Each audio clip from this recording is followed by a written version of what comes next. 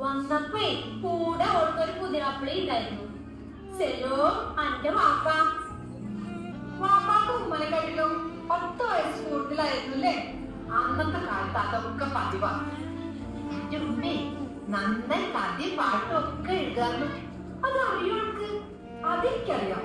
ഞങ്ങൾക്ക് യൂത്ത് ഫെസ്റ്റിവലിൽ ചൊല്ലാനുള്ള കവിതകളും നാടകത്തിലെ തിരക്കഥയും ഒക്കെ എഴുതി തരാറ് ഉമ്മയാണ്. അന്ന് കെട്ടിച്ചിട്ടാണ് പഠിപ്പിച്ചിരുന്നെങ്കില് കളക്ടറോ പ്രൊഫസറോ ഒക്കെ ആവേണ്ടിയിരുന്ന പെണ്ണാണ്. പറഞ്ഞപ്പോഴേക്ക് കണ്ണു തപ്പിലൊക്കെ വേണ്ടിട്ട് അന്ന് എനിക്ക് പഠിക്കാൻ പറ്റാത്ത സങ്കടം ഞാൻ തീർത്തത് എന്റെ മോളെ പഠിപ്പിച്ചിട്ടാ. ഇവളുടെ കല്യാണത്തലേന്നുണ്ടായ സംഭവം നോക്കറിയോ സെല്ലു? എന്താ സംഭവം?